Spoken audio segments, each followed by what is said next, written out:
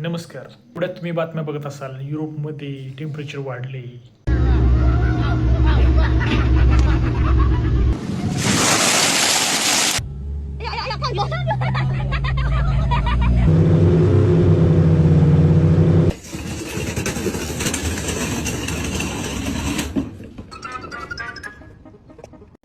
Germany, France, Italy ह्या देशातले रस्ते वितळत आहेत. What the hell is that? It's literally melting off.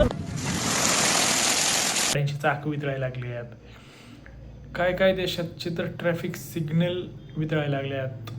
गाडीचे टायर वितळायला लागले आहेत. टेम्परेचरमुळे जवळजवळ 1300 लोकांचा मृत्यू झालेला आहे. हे सगळं कशामुळे व्हायला लागले? टेम्परेचर तिथं गेले तरी किती? टेम्परेचर तिथं आहे 41 डिग्री. तुम्ही म्हणाले 41 डिग्री म्हणजे काय, खूपच किरकोळ आहे. भारतातल्या लोकांना सवय हो. भारतातल्या लोकांना किती 45, काय भागात तर 50 डिग्री सुद्धा उन्हाळ्यात जाते. आपल्याला ते नॉर्मल आहे. आपली लोक त्या टेम्परेचरमध्ये चहा पितात.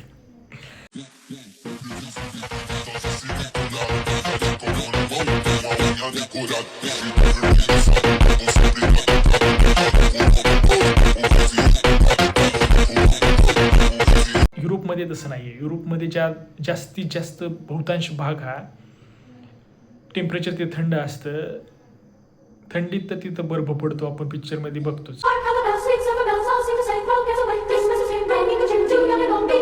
परंतु आता असं काय झालंय की एवढी भीषण परिस्थिती आली की युरोपमध्ये जवळजवळ 1300 लोक हे उष्णतेमुळे दगावलेत. आज जाणून घेऊया त्याची कारणे नक्की. तर युरोपमध्ये एका ठराविक पट्ट्यात हीट डोम तयार झालेला आहे. तर हा हीट डोम काम कसा करतो? तर हा एका अदृश्य झाकणासारखा असतो, जो काय करतो की त्याच्या उच्च भागात एक उच्च दाबाचा हवेचा पट्टा तयार होतो. आपल्याला माहिती आहे, हवा ही नेहमी उच्च दाबाकडून कमी दाबाकडे प्रवास करत असते. उच्च दाबाचा असा झाकणासारखा डोम तयार झाल्यामुळे ते गरम हवा वरती येऊ न देता ते खाली जमिनीकडे प्रेस करत राहतं. त्यामुळे सरफेसचं टेम्परेचर वाढत जातं. त्यामुळे बाष्पीभवन होत नाही व जमिनीवरचं तापमान वाढत जातं. हा पट्टा, हा डोम जेवढा वेळ जास्त राहील तेवढ्या वेळेस जमिनीवरचं टेम्परेचर वाढत जातंय व एक टेम्परेचरचा बस्ट तयार होतो. त्यामुळेच रस्ते जे डांबराचे रस्ते आहेत ते वितळत आहेत. काय भागात रेल्वेचे ट्रॅक वितळत आहेत. दुसरं एक कारण सांगितलं जातं ते अल निनो. अल निनो हा शब्द तुम्ही बातम्यामध्ये भरपूर वेळा ऐकला असेल. तुम्ही म्हणलं असेल अल निनो म्हणजे काय आहे, नाव पण खूपच पहिल्यांदाच ऐकलं असेल. काय जणांना माहीत असेल.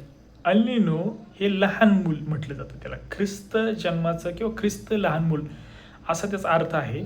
काय होतं तर डिसेंबरमध्ये लॅटिन अमेरिकेतील पेरू देश, डिसेंबरमध्ये तिथं उन्हाळा असतो. तर ह्या अल निनोमुळे प्रशांत महासागराचं टेम्परेचर, पेरूच्या जवळील प्रशांत महासागराचं टेम्परेचर 3 ते 5 डिग्रीपर्यंत वाढतं व त्याचा फटका हा आपल्याला युरोपमध्ये सध्या पाहताना दिसत आहे. टेम्परेचर 3 ते 5 डिग्री वाढल्यामुळे बाष्पीभवनाचा दर वाढतो, रेट वाढतो व त्यामुळे उष्णता ही प्रचंड वाढते व त्यामुळेच उष्णतेची लाट निर्माण होते, जी सध्या आपण युरोपमध्ये पाहायला मिळत आहे आपल्याला. तिसरं व सर्वात महत्त्वाचं कारण आहे मानवनिर्मित प्रदूषण.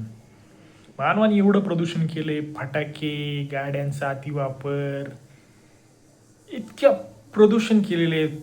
औषध निर्मितींसाठीमुळे होणारं प्रदूषण, वायू, हवा, जल प्रदूषणमुळे हे परिणाम मानवाला भोगायला लागत आहे.